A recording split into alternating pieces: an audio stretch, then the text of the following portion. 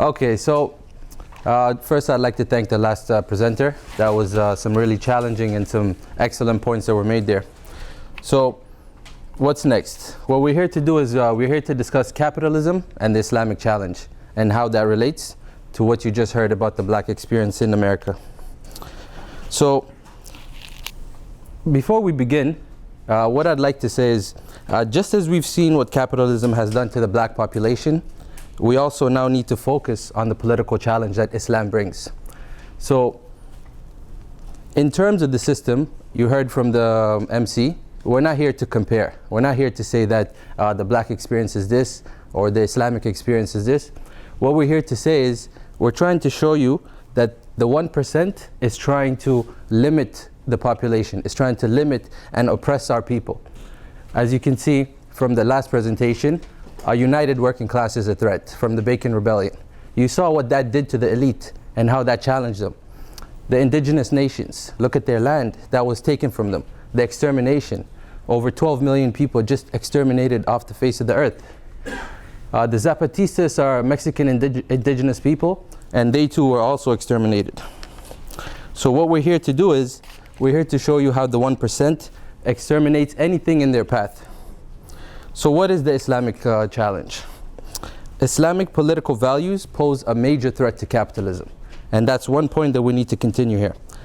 Anything that does pose a change, anything that poses a challenge is dealt with extremely severely.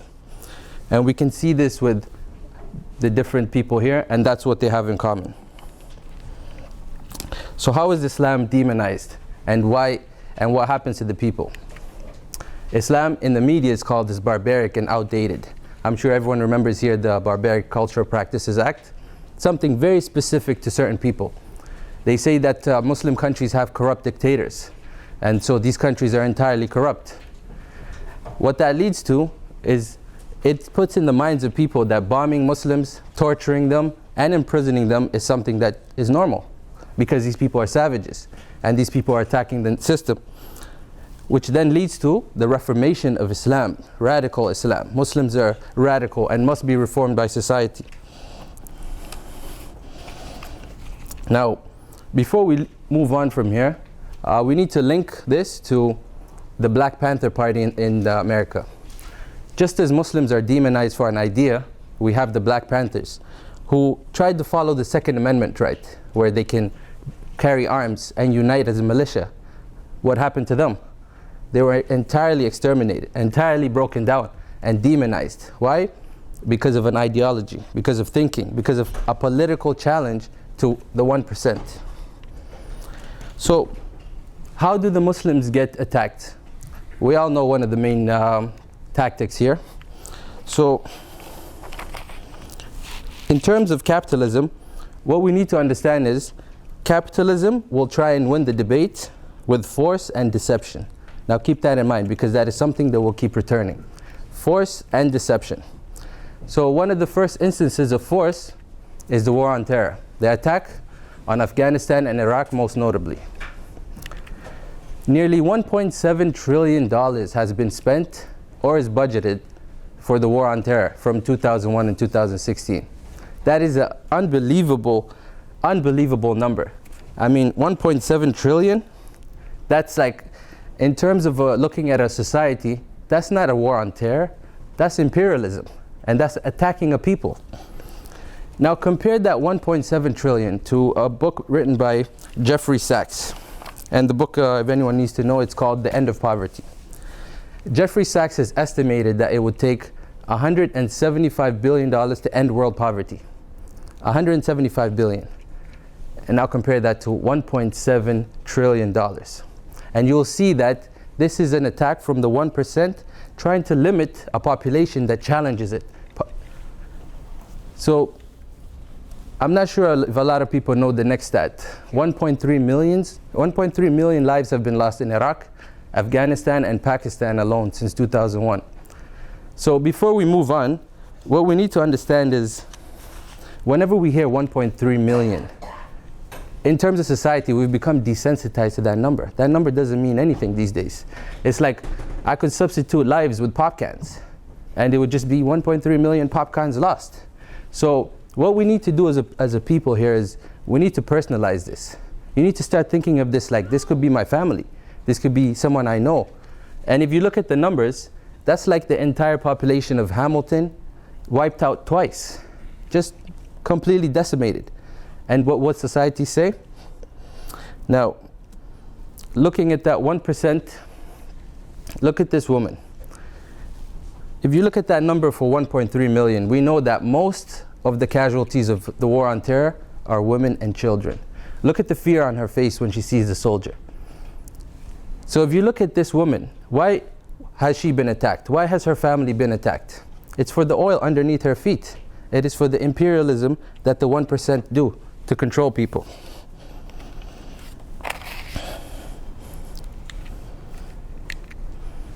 Look at the infrastructure that has been destroyed in the country here. This is Iraq after the war. And look at the complete infrastructure demolition and the extermination of the people. So we need to understand, just as you've seen from the last presentation, the war on drugs, the war on crime was an attack on black people. The war on terror is another synonym for the war on Muslims, a war on Islam. And looking at the devastation that you've seen here, it's quite evident. This is something clearly targeted towards something that is a political threat. Now, in terms of the next slide, this one's actually something that's not known to many people. This is a village in Kandahar. And what happened is they were overrun by insurgents. So that is the village before the Americans. On the bottom there, what happened is the American military dropped 25 tons of explosives on a village and completely decimated them, completely wiped them off the face of the earth.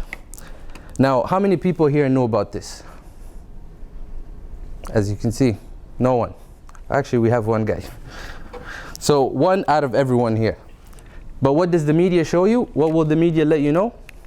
They'll let you know about the soldier and how he suffered and how he's the one who's going through pain. So you see how the media slants the discussion. An entire village wiped off, but all we're discussing here is a soldier. Now, before we move on from the soldier, this is actually quite something that's quite a dilemma. Capitalism has become so efficient that it is now exporting the racial divide. We all know that most soldiers come from poor working class backgrounds.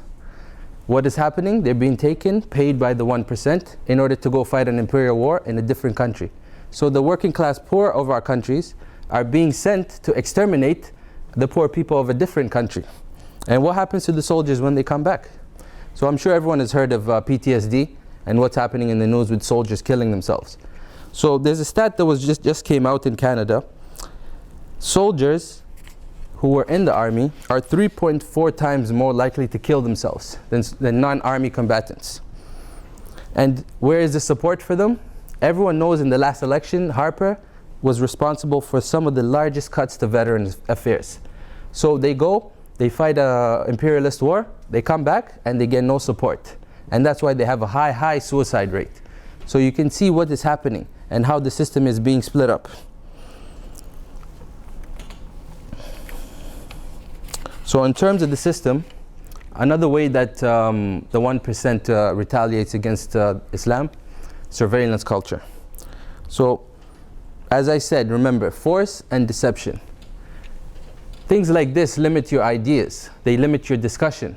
How would you feel if your cell phones are tapped? Would you be comfortable speaking? Would you be comfortable saying, my life is uncomfortable because of this? Would you be comfortable identifying Wall Street and people who are stealing our resources and bankrupting us? You wouldn't. The next issue is the criminalization of Muslims. That's another issue. That's another way that Muslims are demonized. Here you can see one of the most dangerous pieces of cloth on earth, a niqab. How many Muslim women wear niqab? This is something that is part of the religion. It is something that is a woman's right if she wants to cover her face. But this has now turned into one of the most major issues. In fact, it was actually an election issue where a woman tried to wear a niqab for her citizenship ceremony. So I'm sure everyone heard that. Muslims have major issues at airport screening. You can substitute that for going through the border. I'm sure I have. Probably need to trim the beard next time.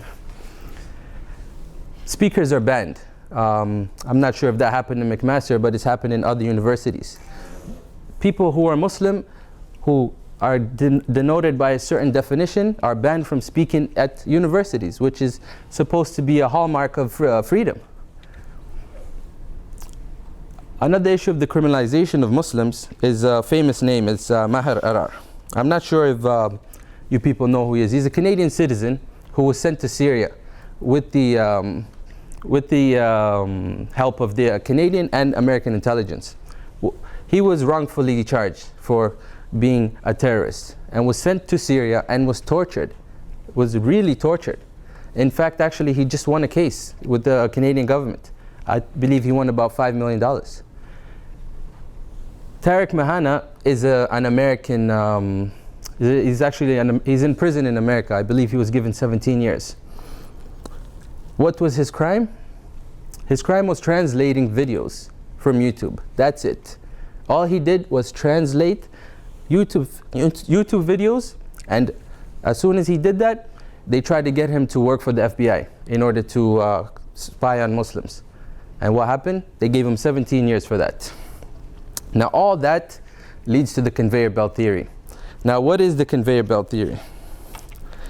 So this is actually one of the hallmarks of deception, where you are considered to be a radical Islamist if you're someone who believes in political ideas. If you believe in a political Islam, and if you believe in thinking of Islam as a system, and looking at other systems and comparing, you're considered an Islamist. Even the word itself is offensive to Muslims. Islamist. What does that mean? I'm a Christianist. Islamist. So the conveyor belt theory is something that, what it does is, it makes you think about certain problems, and it looks at a Muslim. As soon as you deem him an Islamist, whatever he says has nothing to do with anything. The main issue with that is, it makes you look at the war on terror a different way. Why is this person a jihadi? Why is this person fighting? You won't question that. You won't question the Western interference. You won't question the bombings of Muslim countries. What you'll do is, you'll just look at him as a crazy person who went on YouTube on the wrong sites, and that's it. That is deception. It keeps your mind away from critical thinking. Speaking of critical thinking, this is the New York Post. I know it's not the height of literary world, but here on the left, you'll see this is the front page the day after the shooting happened in Planned Parenthood. A man walked in and shot 2 people, and he also shot a police officer who responded. This was a radical conservative who was against abortion. Walked in, shot people, had a nice standoff, and was actually captured alive, surprisingly. On the right is a headline the day after San Bernardino, where a Muslim man and woman shot and killed 14 people in California. Look at the two. Both criminals, both murderers. But where is the radical conservative? That doesn't matter. But in bold you see Muslim killers. Muslim killers. Specifically Muslim, as if to denote that being Muslim makes you a killer. So what does that do in the mind of people? It creates Islamophobia, and it creates a hatred for the Muslims.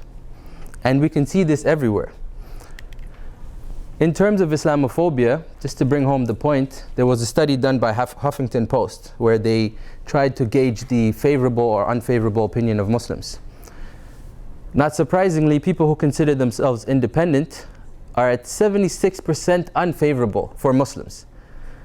White people are about 62%. And even in this you can see the class divide. Blacks and Hispanics are much lower.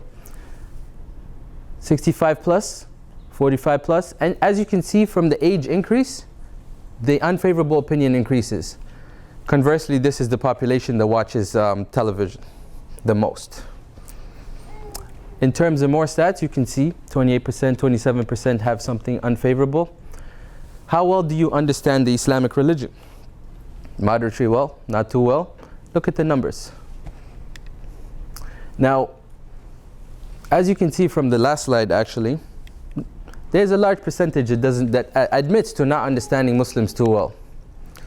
Do you personally work with anyone who's Muslim? No, 74%.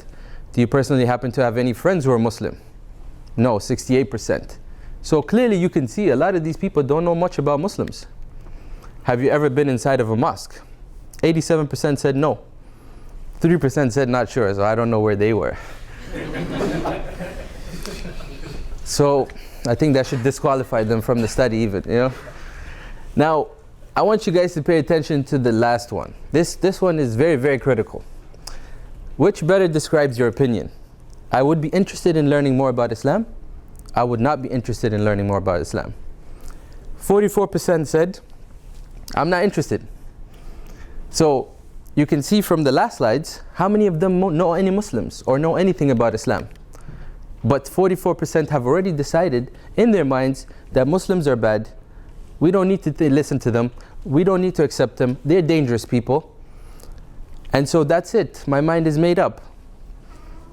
That right there is state-sponsored. That cannot be done by a racist media. That cannot be done by someone just attacking Muslims. This is like Jim Crow. It is done through government intervention. And we have to understand that this is something perpetuated by the 1%, by people who are afraid of ideas. That's why people like that are winning in the polls. 44%, no need. Now, before we move on from here, I just wanted to highlight, we're not here telling you that criticizing Islam is something that's bad. We're not here saying that we should be free from criticism. What we're here to say is a society that is critical and fair is something that is what we're looking for. Islam should be subjected to any critical analysis as everything else. But someone like this is clear racism. This is clear demonization. It's people like this who say that you can shoot a Muslim with pig's blood. What does that mean? But it's racist, and a racist person is not thinking. So why is Islam demonized in terms of society? And what does Islam do in society? We need to learn more about Islam. Islam can solve the racial divide because it has a system based on recognized difference in culture. Islam does not say that we're colorblind. Islam understands that people come from different backgrounds. A famous example is in terms of the Prophet's life, peace be upon him. When he emigrated to Medina, where he formed his state, you had the helpers who were called the Ansar, and you had the immigrants who came from Mecca, called the Muhajirin. Now, within that, everyone fell within that category. They were either residents of Medina, or they were Muhajir who came from Mecca, or came from elsewhere. But one famous name was Salman al-Farisi. And in fact, al-Farisi is part of his name, meaning he's from Persia. Now, he was there before the Prophet, but he was a slave at that time. And in terms of where he was from, he was not linked to any of the two, and he didn't fit within any of the categories. So what did the Prophet do? And he asked the Prophet, where do I fit in with these people? He told them. So the Prophet came and put him next to him and told him, you are part of my family. And he was considered part of his family. So in terms of showing you that Islam clearly understands that people come from different backgrounds, but it is something there to unite based on a common idea. Islam has an economic system which is built on the nationalization of natural resources. So the 1% cannot own all mines. They cannot own the oil. They cannot own electricity. This is something that would be given to the people. And you can see why something like this would be a challenge. It has an education system that attempts to eradicate class. How much is university in this school?